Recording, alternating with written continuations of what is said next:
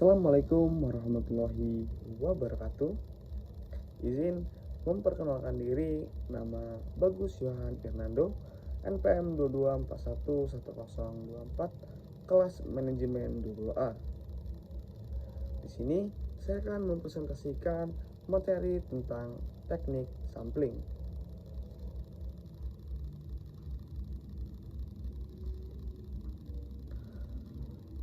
Baiklah, pengertian teknik sampling menurut Sugiono adalah teknik sampling adalah merupakan teknik pengambilan sampel. Pengertian teknik pengambilan sampel menurut Margono tahun 2004 adalah teknik sampling adalah cara untuk menentukan sampel yang jumlahnya sesuai dengan ukuran sampel yang akan dijadikan sumber data sebenarnya dengan memperhatikan sifat-sifat dan penyebaran populasi agar diperoleh sampel yang representatif.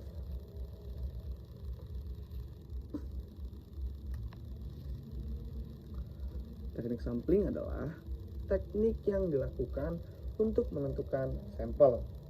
Jadi, sebuah penelitian yang baik haruslah memperhatikan dan menggunakan sebuah teknik dalam menetapkan sampel yang akan diambil sebagai subjek penelitian.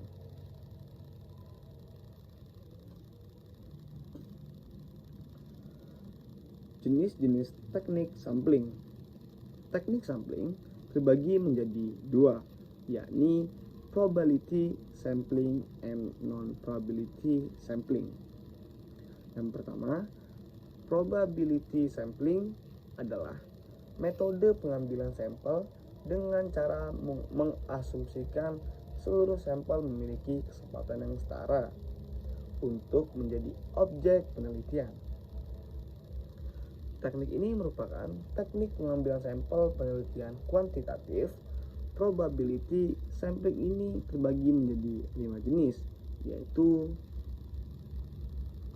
yang pertama ada pengambilan sampel acak sederhana atau sampel random sampling. Teknik pengambilan sampel acak sederhana ini merupakan teknik yang dilakukan dengan cara menjelaskan bahwa semua anggota populasi memiliki kesempatan yang sama untuk dijadikan sampel penelitian. Cara pengambilannya adalah dengan angka undian. Yang ketiga, pengambilan sampel acak sistematik random sampling. Tipe kedua adalah sampel acak secara sistematis sesuai dengan pola tertentu.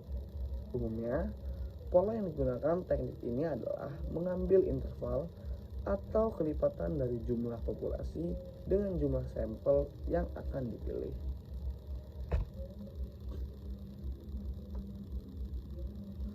Yang ketiga, pengambilan sampel acak berstrata atau stratified random sampling. Teknik pengambilan sampel ini jenis dilakukan dengan cara mengelompokkan anggota populasi sesuai dengan tingkatan tertentu, yakni tinggi, sedang, dan rendah. Yang keempat, pengambilan sampel acak berdasar area, cluster random sampling.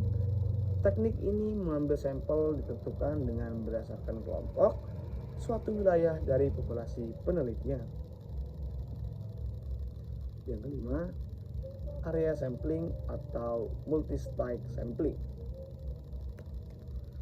Teknik multi-site sampling adalah penggabungan antara beberapa metode sampling secara bersamaan dengan tujuan supaya efektif dan efisien.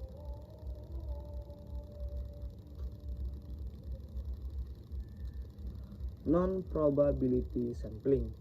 Non-probability sampling adalah lawan dari probability sampling. Jadi, pengambilan sampel dilakukan tidak secara acak. Maksudnya, jenis adalah pengambilan sampel tidak memberikan kesempatan yang sama kepada setiap sampel yang dipilih. Teknik ini biasanya dipilih ketika populasi belum atau tidak dapat ditentukan secara pasti.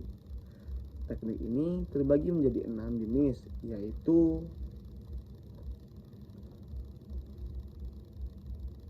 non-probability sampling. Yang pertama ada purposive sampling.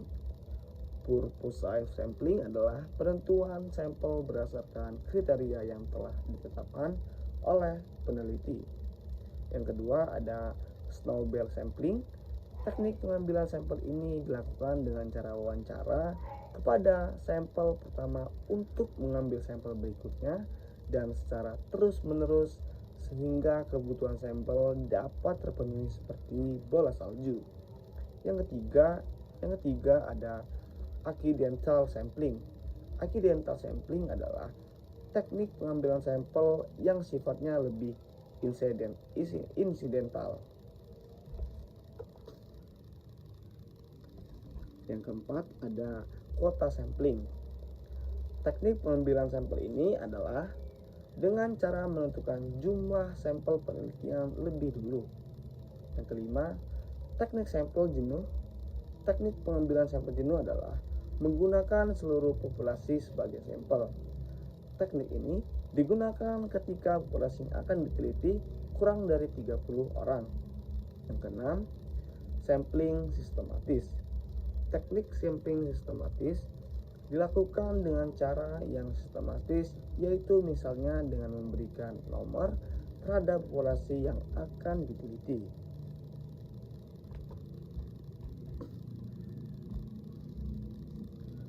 Tujuan teknik sampling. Teknik pengambilan sampel memiliki tujuan antara lain. Yang pertama, mendapatkan data yang relevan dengan penelitian. Yang kedua, memberikan informasi yang terkait dengan populasi. Yang ketiga, dijadikan acuan untuk mengambil kesimpulan, saran, dan keputusan setelah penelitian dilakukan.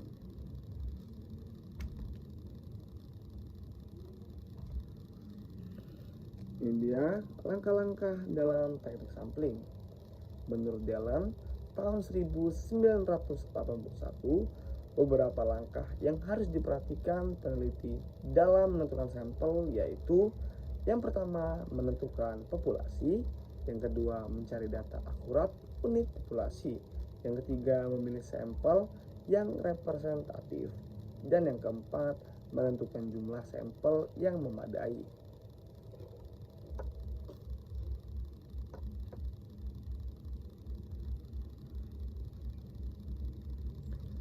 Jadi kesimpulannya, populasi sampel, teknik sampling populasi adalah keseluruhan jumlah yang terdiri atas objek atau subjek yang mempunyai karakteristik dan kualitas tertentu yang ditetapkan oleh peneliti dan kemudian ditarik kesimpulannya. Sampel adalah bagian dari jumlah karakteristik yang dimiliki oleh populasi yang digunakan untuk penelitian. Lokasi dan waktu penelitian. Lokasi penelitian adalah tempat di mana penelitian itu dilakukan. Waktu penelitian adalah tanggal, bulan, dan tahun di mana kegiatan penelitian tersebut dilakukan. Sekian presentasi yang bisa saya bawakan. Kurang lebihnya saya mohon maaf, kepada Tuhan saya mohon ampun. Wassalamualaikum warahmatullahi wabarakatuh.